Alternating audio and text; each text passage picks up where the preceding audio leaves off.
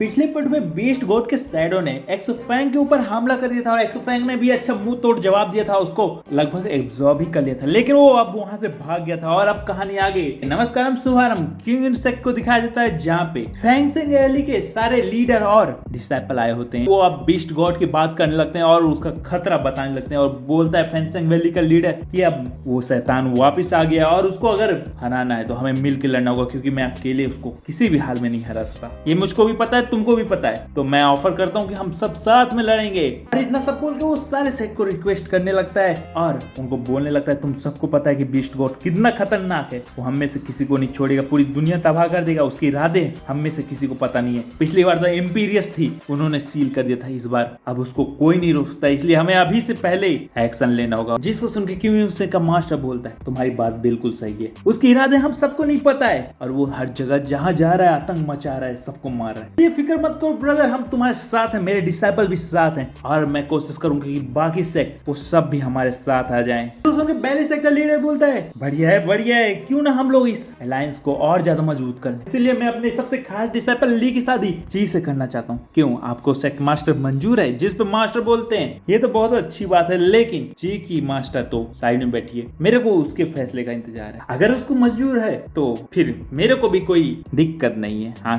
साला हर बार कमीनापंती करके दूसरे के ऊपर डाल देता है और अपने आप को बचा के अपने आप को साफ दिखा देता है। कितनी हंसी की बात है ना, जिससे इसकी शादी कराना चाहते उसको कोई पूछ ही नहीं रहा है, बस मास्टर अपने आप में फैसला करें, जैसे पहले फैंग के केस में किया था, उससे बिना पूछे उसके ऊपर वार कर दिया था, उसको मारने की कोशिश किया गया था और अब सी के साथ भी वही हो रहा था, जिसके कारण उसको झटका लग गया था कि उसके साथ ये क्या हो रहा है। ची की मास्टर को इशारा करने लगता है और बोलता है जाओ उससे पूछ लो कि भाई उसको शादी से कोई इनकार तो नहीं है। वैसे मेरे को तो नहीं लगता कि उसको इनकार होगा, क्योंकि सेक्ट के लिए जो अच्छा है उसे उसके साथ जरूर हो चलना होगा, ऐसा मैं सोचता हूँ, लेकिन शायद मैं गलत हो सकता हूँ, तो एक बार पूछ लेना है। ये सब बोल के वो मास्टर को भी फंसा देता है और मास्टर कुछ नहीं बोल पाती है, क्योंकि वो भी तो सेक्ट के वफादारी के लिए फंसी रहती है और अब वो हाँ बोल देती है, जिसको सुनकर शी और ज्यादा भड़क जाती है और अंदर ही अंदर खोलने लगती है और सब लोग खुशियां बनाने लगते हैं, दूसरे सेक्ट को शुभकामनाएं देने लगते हैं। लेकिन तभी शी बोलती है मुझको नहीं करना ये शादी, और चोरी बहुत हो चुकी है। सॉरी इसकी कैरेक्टर थोड़ा ज्यादा इमोशनल हो गई है, तो एक दो शब्द इधर निकल गया है। अब क्या था, उसकी बातें सुन के हर कोई भड़क जाता है और उसको बुरा भला कहने लगता है, लेकिन तभी सीन चेंज होता है और एक्सोफाइन तेजी से झटके से उठता है। ऐसा लगता है कि उसको कोई बुरा सपना दिख गया है, उसको कुछ समझ नहीं आता कि उसको इतनी बेचैनी क्यों हो रही है, इतने बुरे ख्याल क्यों आ रहे हैं। लेकिन तभी वो ध्यान हटाता है और खाना पकाने लगता है, लेकिन तभी उसको लगता है कि आजू बाजू में कोई तो उसके ऊपर नजर रखा हुआ है। और जब उसका और बंदे का ध्यान उस जानवर जो भी छुप के देख रहा था उसको लगता है कि हट चुका है, तो वो लाट तड़पाते हुए तेजी से उसके खाने की ओर दौड़ता है और के बंदर भैया कहाँ चुप रहने वाले थे, वो तुरंत शेर जैसे दिखने वाले जानवर को पकड़ लेते हैं और पीछे फेंकते हैं, जिससे वो भड़क जाता है और उस खाने के लिए आगे बढ़ता है, लेकिन बंदर उसको रोक देता है। और अब क्या था, वो दोनों अपने स्पिरिचुअल फॉर्म में आके लड़ने लगते हैं और एक दूसरे से खाने के लिए बुरी तरह से लड़ने लगते हैं और उस शेर किसी तरह से उसको खाना चाहता रहता है और एक्सोफा भी वहीं पर बैठा रहता है, जो एक पीस निकालता है और बोलता है हो गया बस मंकी रुक जाओ, और उसको वो एक पीस खिला देता है, जिसके कारण वो भी शांत होकर चुपचाप बैठ के खाने लगता है। लेकिन मंकी कहाँ शांत बैठने वाला था, एक और पीस लेग का उठा के उसको लालच देके बाहर दूर फेंकता है, जिसको देख के वो तुरंत उस ओर जाता है, लेकिन मंकी असल में फेंका ही नहीं रहता, उसको अपने आजू बाजू में ही छुपा लिया रहता है, जिसके कारण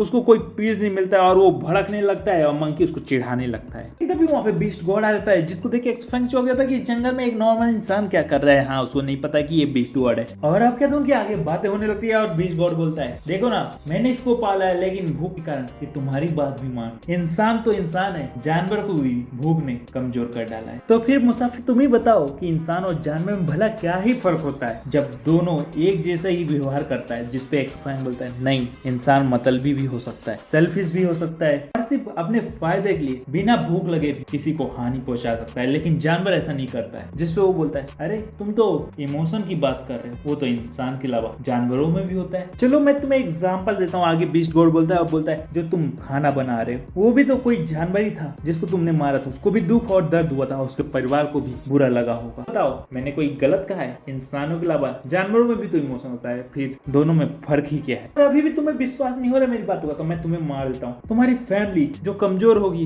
वो कुछ नहीं कह पाएगी, लेकिन उनकी इमोशन कहीं नहीं जाएगी। जिसपे वो सोच लगता है फैमिली कौन सी फैमिली, वो सब तो बचपन में ही खत्म हो गए और जो मिली वो भी छोड़ के चली गई। तो क्या था, बीस्ट किंग भी उसकी उदासी से भरे हुए चेहरे और गहराई वाली सोच को देख के भाप लेता है और पूछता है क्या हुआ, क्या सोच रहे हो? कुछ नहीं, जिसके बारे में सोचना था वो तो अब नहीं रहा। था, जिसको सुन के बीस्ट किंग थोड़ा चुप होता है। लेकिन तभी एक्सो फैंग बोलता है, क्यों, तुम्हारा कोई दोस्त नहीं है? जिस पे वो बोलता है, दोस्त किसकी औकात है जो मेरा दोस्त बन सकता है? कोई भी इस दुनिया में इतना ताकतवर और क्षमता वाला नहीं है जो मेरे सामने खड़ा हो सकता है और अपने आप को दोस्त कहे। मेरा कोई दोस्त नहीं है। इतना बोल के वो शराब पीने लगता है और चंद्रमा की ओर यानी चांद की ओर इशारा करते हुए बोलता है, हाँ लेकिन पास्ट में एक दोस्त, एक मिनट, शायद दोस्त से ज्यादा बढ़ के थी, लेकिन इस संसार के कारण उसने भी मुझको धोखा दे दिया और हमें हमेशा के लिए कैद कर दिया। उसके बाद कोई ऐसा हुआ ही नहीं जो मेरा दोस्त बन सके। ये बोल के वो शराब की मट्टी को फोड़। बीस्ट और बोलता है, अरे मुझको अपने बुरे पास्ट के बारे में याद मत दिलाओ, चलो छोड़ो, तुम अपने पास्ट के बारे में बताओ, क्योंकि मेरे पास्ट में तो कुछ बताने लायक है ही नहीं, सिर्फ दुख और दर्द है। तुम्हारा पास्ट भला कैसा है? कोई तुम्हारे साथ है जिसको तुम्हें याद करके खुशी मिलता है या फिर अभी मिलने वाला है? जिसको सुन के एक्सो फैंग बोलता है, खुशी वो तो बचपन में ही खत्म हो गया, लेकिन हाँ कुछ लोग हैं जो मेरे बारे में याद करते हैं और मेरा ख्याल रखना चाहते हैं, लेकिन मैं उनके सामने कैसे जा सकता हूँ?